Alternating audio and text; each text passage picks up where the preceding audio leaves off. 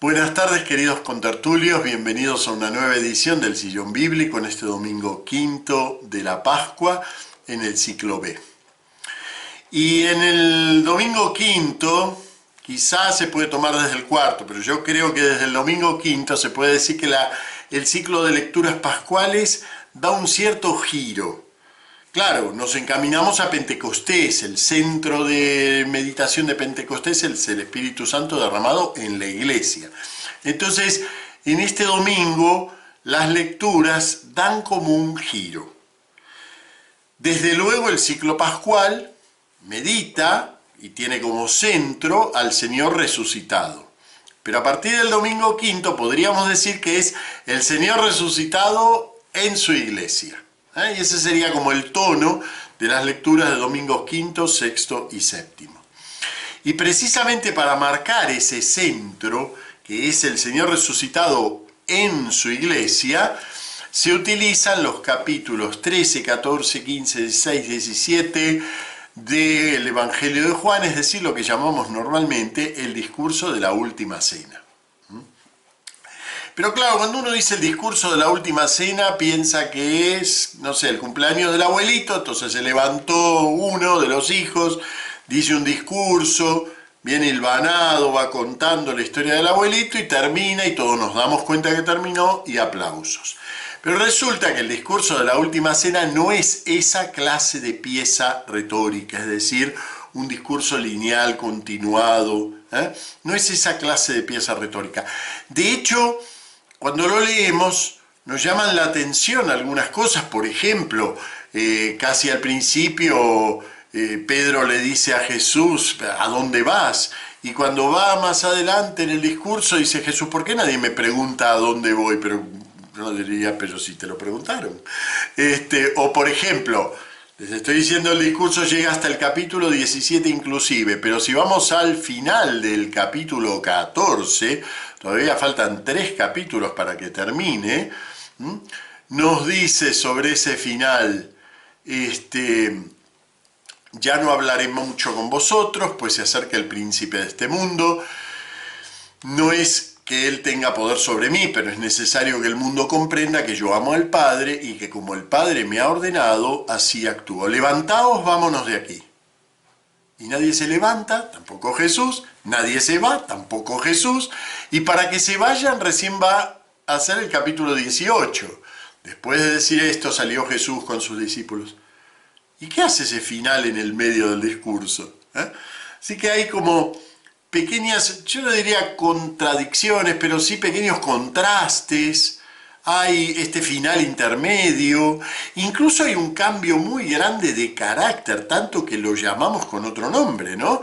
Entre los primeros capítulos y el 17, al 17 lo llamamos la oración sacerdotal de Jesús, porque cuando lo leemos nos damos cuenta que es como si Jesús ya no estuviera aquí entre nosotros, ya no le habla a los suyos, sino de los suyos, y ya es un capítulo que es íntegramente un diálogo de Jesús con el Padre, una oración de Jesús al Padre pidiendo por los suyos, ¿no? Pero sobre todo lo más notorio es que es como si ya no estuviera aquí en este mundo, como si ya estuviera en la gloria. Bueno, este carácter paradójico, narrativamente extraño, retóricamente como a los saltos, ha hecho que es un discurso que desde la antigüedad causa extrañeza. Y claro, cuando llegaron los tiempos críticos empezaron a verse si esto no podían ser distintas fuentes que se hayan mezclado al estilo de los sketches de Lelutier, ¿no? Mezclaron algunos dijeron, algunos especialistas, ¿no? Y debe ser que en los capítulos están los papiros, se han mezclado, ¿no? Bueno, difícilmente una teoría de las fuentes así mezcladas pueda explicar este fenómeno, porque realmente el conjunto de estos capítulos tiene gran unidad. Pero es verdad que al mismo tiempo hay como piezas que uno va componiendo al leer. Por ejemplo, la semana que viene hablaremos del poema de permanecer, porque la palabra permanecer va articulando toda la sección que leeremos la semana que viene, ¿no? O la parábola de David, que es lo que leemos hoy. Son piezas que están como unidas, pero no están unidas al azar. Un gran investigador, un gran exégeta, que su obra prácticamente es un clásico dentro de los estudios joánicos, ¿no? Es imposible que uno estudie Juan y no tenga como referente en algunos puntos a Charles Dodd, ¿no? En su obra que se llama precisamente Interpretación del Cuarto Evangelio, un clásico de la exégesis, dice sobre estos capítulos, ¿no? Toda la serie de discursos, incluyendo diálogos, monólogos, yo agregaría poemas, y la oración en que el conjunto culmina, está concebida como teniendo lugar en el momento del cumplimiento. Es verdad que el marco dramático es el de la noche en que iba a ser entregado, es decir, antes de la muerte, ¿no? Con la crucifixión en perspectiva. Sin embargo, en un sentido real, es el Cristo resucitado y glorificado quien habla. O sea, eso que les decía respecto del capítulo 17, pero Dodd dice, en realidad eso tiñe todo el conjunto. Jesús en todo el conjunto habla desde la gloria. Claro, ¿cómo habrá nacido este discurso? Obviamente no es una toma grabada ni taquigráfica del discurso de Jesús en la última cena. Seguramente muchas de las cosas que aparecen las ha dicho en el contexto de la última cena. Otras son sentencias que nos encontramos también en los sinópticos a lo largo de la vida pública del Señor, pero que por la celebración eucarística misma de los primeros años de la Iglesia, esas palabras han sido atraídas hacia el contexto de la última cena. Puede haber aquí revelaciones pospascuales, pero todo ese conjunto ha sido trabajado poéticamente, no prosaicamente. Es decir, no como una narración, sino realmente como una composición poética, en donde incluso los contrastes, incluso el hecho mismo de terminar como en el medio, ¿no?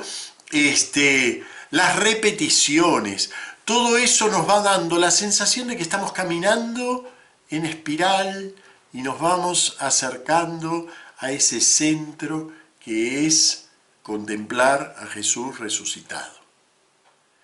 No contemplarlo anónimamente, sino contemplarlo como centro de ¿qué? De su iglesia. Entonces, domingo quinto, justamente vamos a plantear esa imagen. Antes de esto me gustaría hacer un pequeño comentario. Lamentablemente, el domingo séptimo ya prácticamente no existe en la liturgia. En algunos países sí, pero no en los nuestros. ¿Por qué? Porque las lecturas que se hacían, la celebración de la Ascensión del Señor, que antes era en jueves, en los países en donde ha sido desplazado, digamos, el festivo civil, la Iglesia prefiere que la celebremos y por lo tanto las pasa al domingo y no que quede en jueves, pero unos pocos solamente la celebren. Entonces, prácticamente en nuestros países el domingo séptimo ha desaparecido porque están las lecturas del día de la Ascensión. Para remediar eso, porque fíjense que se pierde mucho sin ese domingo séptimo. En el domingo séptimo leíamos transversalmente, lo mismo que nos pasaba con el Buen Pastor, ciclos A, B y C, leíamos el capítulo 17 entero, completo, una parte en el A, otra parte en el B, otra parte en el C. Bueno, todo eso ha desaparecido al poner Ascensión del Señor ese día. Entonces, los libros, los leccionarios, aclaran que en el domingo sexto, en los países donde Ascensión se celebra el domingo séptimo, se pueden leer la segunda lectura y el Evangelio del domingo séptimo. Y esto es una nota interesante y yo los animo a los que preparan la liturgia en las respectivas parroquias a que vayan alternando, un año leer las lecturas de domingo sexto, pero otro año también leerlas de domingo séptimo, porque la verdad vale mucho la pena hacer la composición total de este discurso, y por eso se va desarrollando así, ciclo A, ciclo B, ciclo C, domingo quinto, domingo sexto, domingo séptimo, son 9 domingos en donde tenemos una aproximación muy grande a este Jesús resucitado que habla de y habla con su iglesia. Bien, ahora sí, vamos a la lectura de hoy. La lectura de hoy es un texto más bien breve, es el que podríamos llamar parábola o mayal de la vid. Ya saben, los que me escuchan siempre ya saben que mayal es un género literario propio de la Biblia que engloba mucho más que parábola, engloba parábola, imagen, comparación, alegoría, proverbio, es decir que es un género cajón, y entonces yo prefiero hablar aquí de mayal de la vid porque es muchas cosas, no es solo una parábola ni es solo una alegoría, aunque tiene elementos de parábola, de alegoría, de comparación. Bueno, nosotros leemos en realidad 2 versículos más que el mayal de la vid. Leemos desde Juan 15:1 a Juan 15:8. El mayal abarca hasta el 6, y uno diría, ¿por qué el liturgo cortó tan mal, no? Porque parece cortado con los dientes. En realidad, los 2 versículos finales pertenecen a la semana que viene. ¿Por qué cortó por aquí? Bueno, claro, cuando leemos bien atentamente lo entendemos. A mí me gustaría que esté mejor cortado, pero la verdad que se entiende, porque en 15:6, cuando termina el mayal de la vid, termina así: al que no permanece en mí lo tiran fuera, como el sarmiento, y se seca. Luego lo recogen, lo echan al fuego y arde. Y claro, es un final muy negativo para una situación litúrgica en donde no se está meditando sobre el que no permanece, sino sobre el que permanece. Entonces, la liturgia ha preferido seguir 2 versículos más, para que por lo menos en el final se nota cuál es la intención con la que ha sido puesto en este día. Bien, la vid es una imagen clásica en la Biblia, la recorre en todas sus épocas y en todos los momentos de su narración. Incluso les diría, desde el momento en que se recrea el mundo, con Noé ya aparece la vida. El pobre Noé planta una, se bebe el vino y se emborracha. Pero bueno, ven, ya en esa recreación del mundo ya aparece la vid.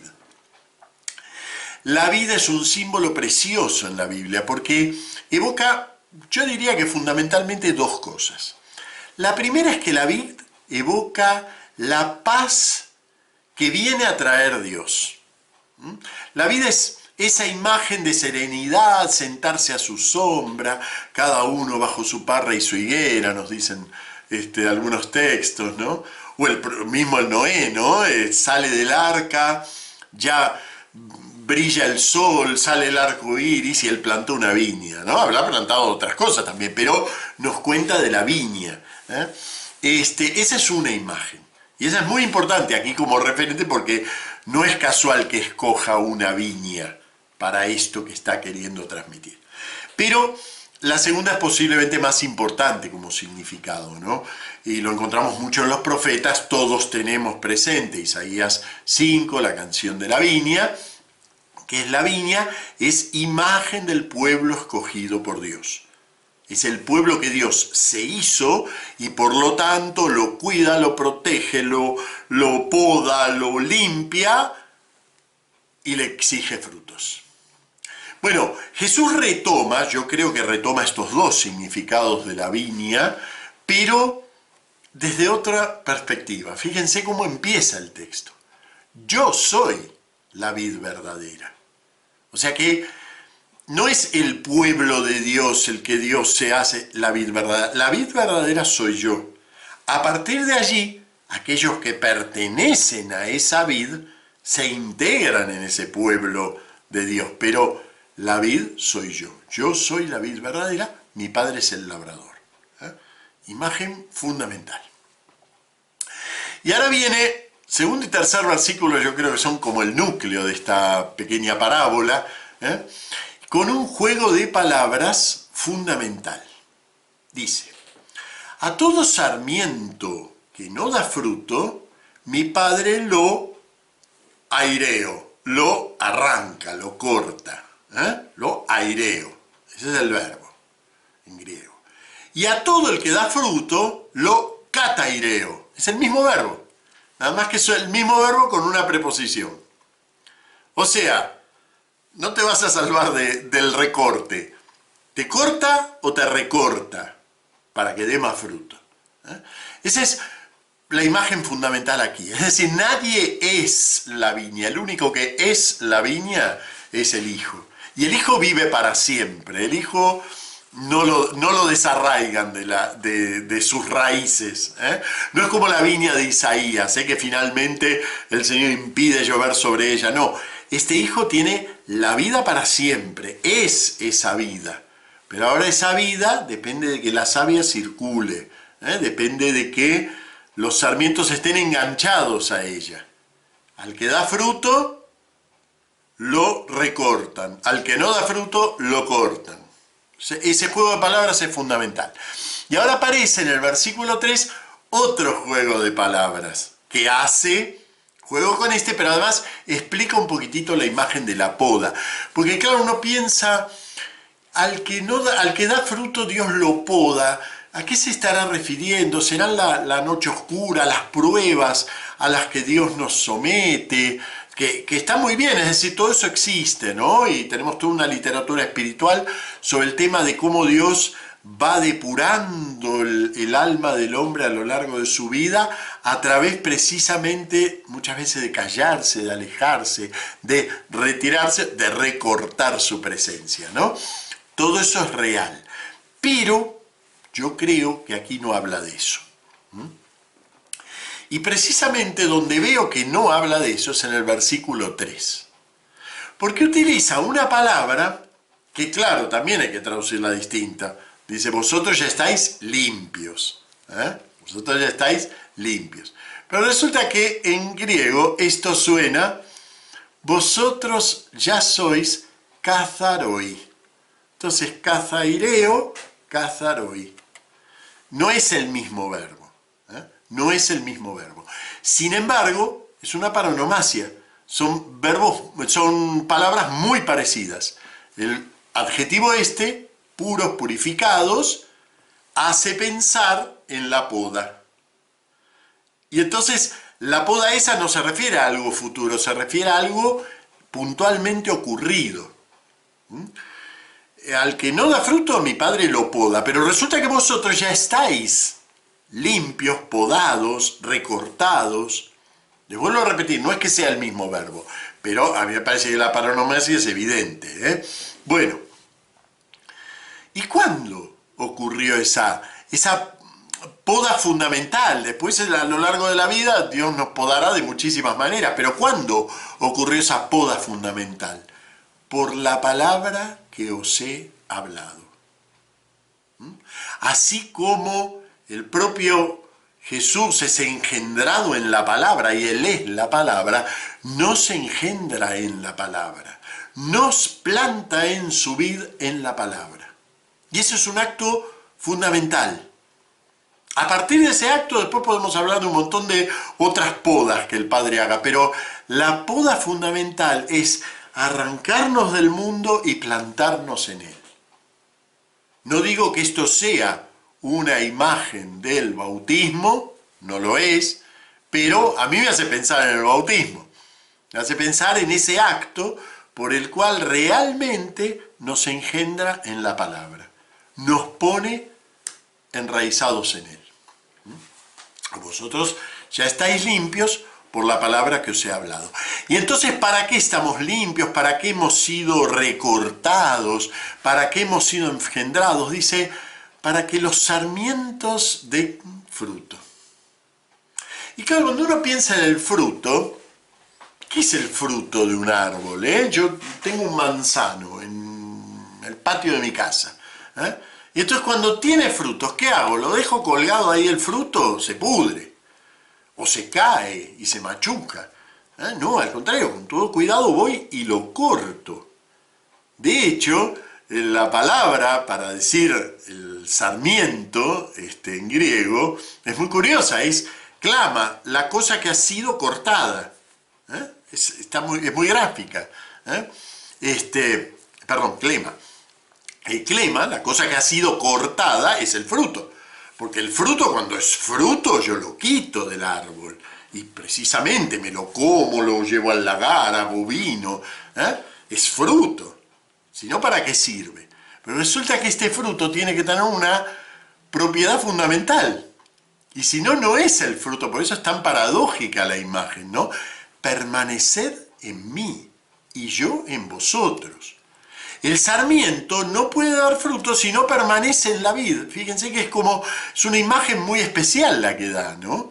Porque no es un fruto que se va afuera cuando se queda adentro. Entonces, claro, aquí ya no estamos hablando de vides.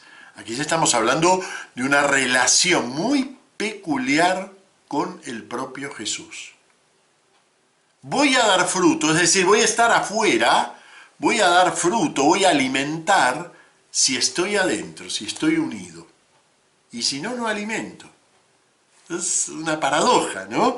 Entonces, el Padre corta y también recorta. Pero resulta que al engendrarnos en la palabra ya ha hecho el recorte fundamental, que no era recortarnos de Él, sino recortarnos del mundo. Y ahora podemos dar fruto, es decir, estar fuera, alimentar, pero para eso tengo que permanecer. Yo soy la vid, vosotros los sarmientos. El que permanece en mí y yo en él, da fruto abundante, porque sin mí no podéis hacer nada.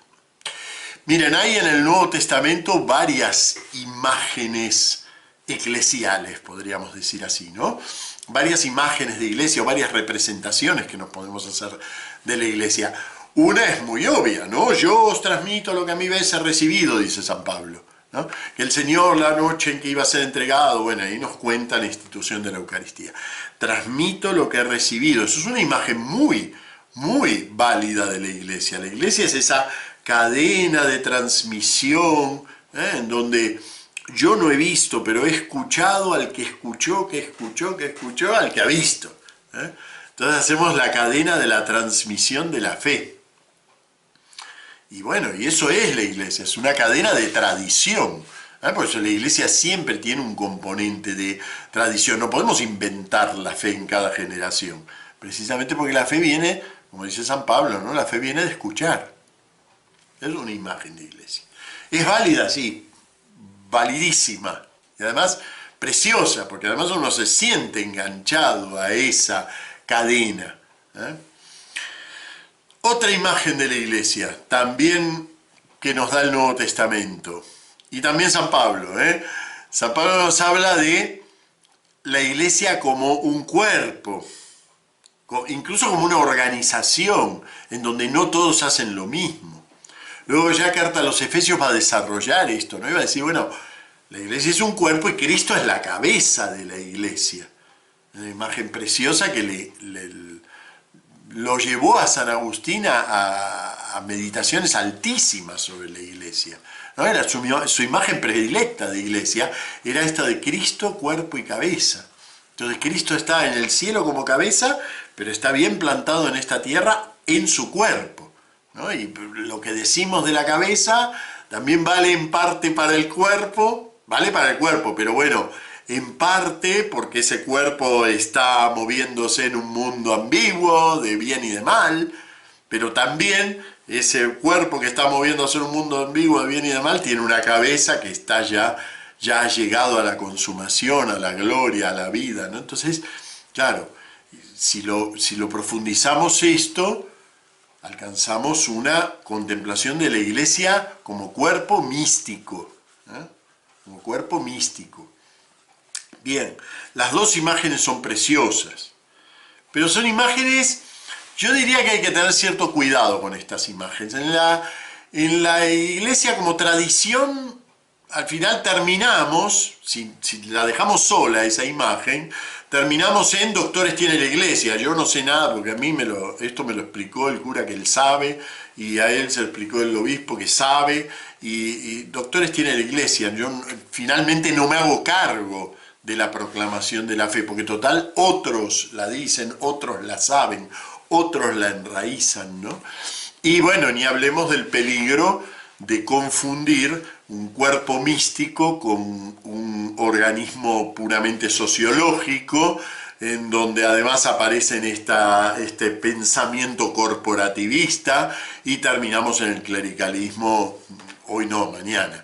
terminamos en el clericalismo si nos guiamos exclusivamente por una imagen de la iglesia cuerpo, la iglesia cuerpo de Jesús. Bien, no digo que este sea el sentido de estas imágenes, entiéndanme bien, sino que si las dejamos solas, ¿y qué quiere decir si las dejamos solas?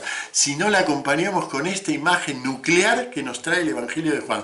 Está sugerida en San Pablo, pero no está explícita como aquí. La imagen nuclear de la iglesia, uvas en la vid. Uvas en la vid. Sin mediaciones.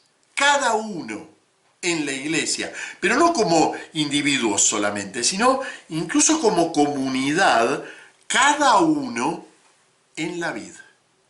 Como ese hermoso icono que pongo de presentación de este vídeo, un icono precioso porque nos muestra a Jesús y de él le van saliendo las ramas y los apóstoles, ¿no? Uvas en la vid. Cada uno enraizado su propia vida en este Cristo que nos hace discípulos con su palabra. Nos va haciendo continuamente discípulos. Y entonces, ¿podemos salir? Sí, claro. Ahí es cuando realmente podemos salir. Podemos ser cortados y repartidos como fruto porque estamos enganchados uvas en la vid. Y además cada uno de nosotros tiene una responsabilidad de mantenerse enganchado. Ya no es si otro lo mantiene, si otro lo dice, si otro lo hace, si otro está más cerca o más lejos. No, cada uno de nosotros uvas en la vid. Y entonces sí, si permanecéis en mí y mis palabras permanecen en vosotros, pedid lo que deseáis y se realizará. Qué promesa más curiosa, ¿no? Más osada también. Porque yo puedo decir, bueno, pues yo quiero ganarme la lotería. Yo deseo ganarme la lotería. ¿Y por qué eso no se realiza? Porque claro, la trampa es, si yo estoy en Cristo, mi deseo llega a ser el de Cristo, ya no el mío. Desaparezco como alguien que está afuera, como alguien que vaga libre. No, uvas en la vid, deseando el deseo de Cristo, viviendo desde la vida ya resucitada de Cristo. Entonces sí, puedo estar por ahí afuera, pero dando fruto. Puedo pedir lo que quiera, porque lo que yo quiera será mi deseo en sintonía con el de Cristo. Por supuesto, esto es un trabajo. Pero es un trabajo de permanecer. No es un trabajo de ir aprendiendo, no es un trabajo de ir desempeñando oficios en un organismo, no, es el trabajo de permanecer, de hacerme uno con esa vid que es la única vid verdadera. Y con esto termina el texto de hoy. La semana que viene ya seguiremos con esto de permanecer y de cómo es eso de que al permanecer doy fruto fuera. Eso ya lo vemos la semana que viene. Pero me gustaría terminar con esta frase, ¿no? Con esto recibe gloria mi Padre, con que deis fruto abundante. Así seréis discípulos míos. Uvas en la vid. Nos vemos la semana que viene. Muchas gracias.